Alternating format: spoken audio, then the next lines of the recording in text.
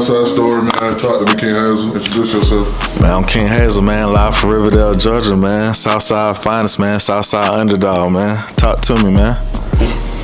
All right, so let's start with the basics, man. For those who might not know, who is King Hazel? I'm King Hazel. I'm a raised rapper from Riverdale, Georgia. Shoot, I was born in Queens, New York. I came out here 2002. I've been on the South Side ever since. I'm from Upper Riverdale Road, Valley Hill Road. Yeah, man, sure. I've been doing this music stuff since I was 16 years old. So, you said where you from originally? Queens, New York, Far Rockaway. And so how was it like growing up there? In Queens, it was smooth for me because I did live in the hood, but I come from a fortunate family. So growing up in New York, I had a house and everything like that. It's like New York got a lot of apartments out there. So if you had a house out there in New York, you fortunate. So growing up for me was smooth. You know what I'm saying? I did live in a rough area, but it was smooth for me. But then when I made it out here, that was like a family move, you know, as a father and a mother, you know, they want their kids in a better environment. So they got me out here in the burbs and on the South Side. So King Hazel. Yup. How'd you get that name? Like, tell me the story behind that name. King Hazel. I started off with the name J Hazel at first. And it was a point in time where I wasn't moving humble and everything. So, and I popped back out with the music stuff. So I just wanted to rebrand myself. I didn't even want to be known as J Hazel no more. And then the King Hazel name also came from, like, I had a song back in the day. It was called Devin Hester, and on the ad libs I said King Hazel. That's how. And then I was like, I just remembered that, so I used that. And then also Hazel, my last name. King, I carry myself as a king, but also like it's a biblical name too. In the Book of Kings in the Bible, it's a king named King Hazel. So that's how I got my name. So like, when did you realize like music was something that you wanted to take seriously? You know what I'm saying? I realized like I wanted to take it serious. Like, I took it serious from the jump, like from 16. But like when I started seeing my effect, how I started, like, you know, touching the youth and my peers and everything like that. And then even when I stopped rapping for a minute, and people was continuing asking me like every single day for about 3 years straight, like, why you stop rapping, why you stop rapping, why you stop rapping. Like, even when I wasn't being humble, I realized how many people were still listening to me. I was like, dang, I gotta keep going. And then now, like, I done accomplished a lot, like, you know, just making it on the charts and, you know, having local billboards in Atlanta and having your billboard in Ontario Boulevard and, you know, being on Say Cheese every time you drop a video and stuff, like, you know what I'm saying, being on Hot 107.9, like, I done set the tempo too high, you know what I'm saying, to stop. So at this point, I'm like, I gotta take it serious. You know what I'm saying? Even getting the situation from Universal, all that made me, you know, I gotta keep going. Too much, like, no matter even if I try to stop or slow down, like, the connection just falling in my lap. You know what I'm saying? Like, different opportunities keep falling in my lap. So like when it's like that, and I'm not even chasing it, it's just coming to me, I'm like, I gotta keep going. It's for me. Tell me a little bit about your environment growing up. Like, how would things influence you early on in your life? Like, who influenced you early in your life? How was your life growing up in, like, your environment? And who influenced you? Like, okay, or like I said, who influenced me, like in music, or just in life in general? Like, just life in general, like, who influenced you? Okay. Was it like your environment? Like, how did your environment influence you? Like, how did the people in your life influence you? How was it, like, growing up? Like, what? Like, I mean, I ain't gonna lie, growing up, like, your boy had it good, man. I ain't gonna lie, like I said, I grew up stupid privileged, you know what I'm saying?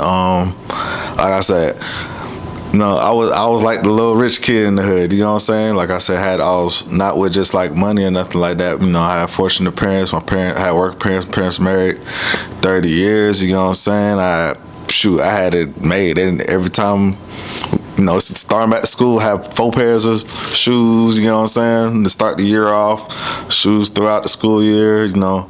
I ain't want for nothing, you know what I'm saying. I had to pay for lunch at school because my parents made too much money. So I had it made. I ain't gonna lie. I had it made.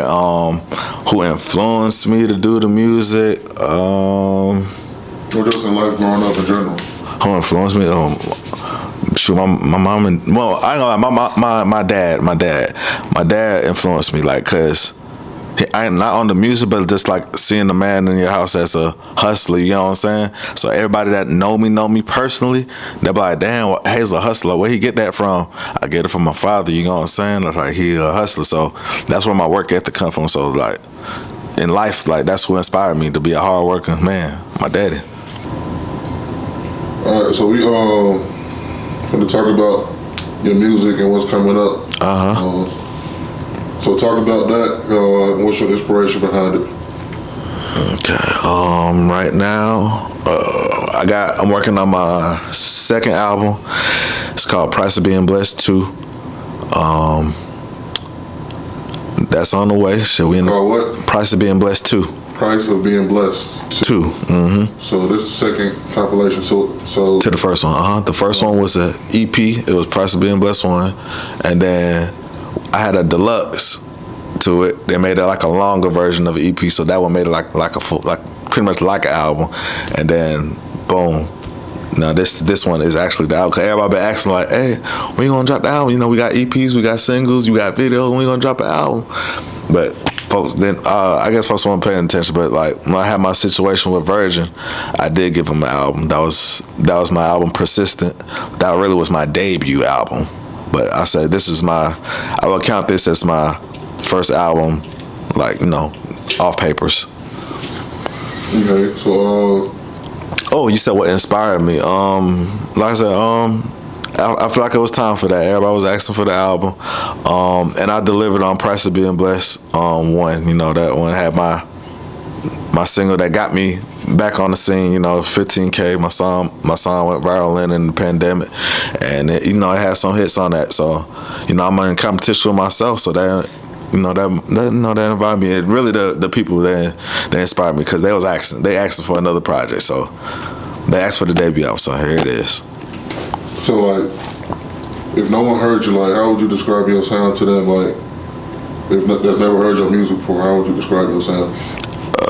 I would say like Tupac. Like I'm a storyteller. You know what I'm saying? I'm actually telling you my life story. The genre, if you listen to Trippie Redd, if you listen to Travis Scott, if you listen to Lil Uzi, you know what I'm saying? If you listen to that type of music, you know what I'm saying? Playboy Cardi, you be like, okay, that's rage. Like, I'm in that category. I'm not doing no Playboy Cardi shit. You know what I'm saying? I got those type of beats, but I'm not doing no Playboy Cardi shit. I bring my own flavor to the table. You know what I'm saying? So yeah, I like rage. So like, when you in the studio though, like when you making music, like, what's your process? You know what I'm saying? Like, you freestyling, you writing? You know what you doing? So my studio process. First, I'm gonna tell you my writing process, because you gotta write the song before you get to the studio. You know what I'm saying? How you write? Yeah, I'm a writer 100%. I write. So, and my writing method is I let happy moments build up in my life, so I can have stuff to talk about. You know what I'm saying? I don't do no cap. I let moments build up in my life so I can have something to talk about. And even if it's bad moments, I'll talk about it, but I'll try not to talk too much about bad moments. You know what I'm saying? So I'll use my bad moments and use it as fuel to make a song. You know what I'm saying? Whatever I'm going through in life, it could be death, it could be, you know what I'm saying, heartbreak. You know what I'm saying? I'll use that as fuel to make a song. Okay, cool. So, like, if you were to collaborate like with one artist right now, mainstream or like local, underground, just one. Who would it be and why? Oh, that's tough. All right, right now, one artist. Just one artist. Like in the position I'm in right now. Any artist. Any artist. And why? Lil Wayne. We're gonna Wayne. Yeah. 2025 Wayne. Just Lil Wayne regardless. That's Lil Wayne. Okay. That's Lil Wayne. Why? That's shit. That's the best rapper alive, man. And in my eyes, still he still hold that crown to this day. Yeah, he my favorite artist. You know what I'm saying? Like, I feel like a lot of rappers, like about 90% of rappers in the world is inspired by Lil Wayne, like hands down. So yeah, I definitely want to work with one of the greatest, Lil Wayne. And shoot, who more consistent than Wayne? Like the body of work that man got and gave you for decades. A lot of artists talk about staying motivated. Mm-hmm. What keeps you going, like when things get tough, like when things get hard, like what keeps you motivated? Shoot, God and my supporters. My Heavenly Father and my supporters, no cap. Hey, God ain't failed me yet. So, he always keep me going, you know what I'm saying? I feel like even when stuff get tough, like, I feel like anything I ever went through life, I put myself through. I really don't go through as much, you know what I'm saying? So, any moments in life I went through, you know what I'm saying, I put myself through it. So what you think has been like the hardest obstacle you had to overcome? Depression. And like, how'd you get through it? God and family. I ain't gonna lie, I got a praying family, you know what I'm saying? Like, praying, you know, family that pray together, stay together. That's a real thing, you know what I'm saying? Like, my whole family full of prayer warriors, you know what I'm saying? And not just my loving family, God, and I got a lot of love. I ain't gonna lie. I got a lot of love out here, bro. Like, so just, you know, people that care for me, God and my family, that got me through my depression, you know what I'm saying? And like, that's the key to depression, like, support, you know what I'm saying? Prayer and support, you know what I'm saying? Family, that helps you get through those moments. I ain't gonna lie, anybody going through depression, and you know, even when you're depressed and you just stuck in the house or anything, like getting out of that, that's what gets you feeling better. Like, you got that one friend that's like, hey, let's go outside and get you out the house or something. Like, that's gonna get you feeling better. Like, if you fell off on some financially stuff, you know what I'm saying, you feel a little better when you know, touching the money again, you know what I'm saying, for some reason that make you feel better, and that would get you through it. So like, how do you stay authentic in a game that's always changing? Like, one, you gotta know who you are. Two, you gotta what was the question one time? How you stay real in the game that's always changing, you know what I'm saying, in the fake game? Oh, how you stay real in the game that's always changing. Yeah, you gotta be true to yourself and your morals, you know what I'm saying? Like, as long as you true to yourself and you know who you are as a person, you know, and you standing on your morals, the game should not change you, you know what I'm saying? You gotta really be true to yourself, you know what I'm saying? You gotta know what you want out this music game, you know what I'm saying? Like, it can change you. That money can corrupt you, you know what I'm saying? That fame can have you acting like you ain't got no damn sense, you know what I'm saying? But like, it takes an extremely humble person to, you know, balance fame, and you know what I'm saying? Like, it's not normal that everybody's like, no, listening to you, everybody dang there worshiping you, like everybody running up to you. You don't have no peace. You all taking pictures all the time. That's not a normal lifestyle. It's not normal for a person, you know what I'm saying? But it takes a humble person to go through all that, go through the motions, and not let that change who they are. Okay, I want to know what's like next for King Hazel. I'm gonna spill the beans just for the Southside story, you know what I'm saying? It's only right. Like I said, I'm working with one of the biggest producers coming out the Southside, which is Bankhead, you know what I'm saying? He producing the song on this album. That's all I'm gonna say that. So I feel like that's gonna be I feel people gonna eat that one up. They gonna love that. You talking about the one that worked with oh yeah, that Bankhead, Lotto, Ride Wave. You know what I'm saying? Michael Montana. Yeah, that producer. Okay. That one, that Bankhead. Oh, sure. Yes, sir. Yeah, so, you know what I'm saying? Just having that type of producer on my album, and actually not just him just sending me the beat and I'm recording it somewhere, us being in that same room, you know, recording together. Oh yeah, that was an honor. I'm not playing with nobody. Like, nobody that type of person, you know what I'm saying? And he's grounded. I'm not playing with his time, you know what I'm saying? Okay. But yeah, we got something on the way. So stay tuned.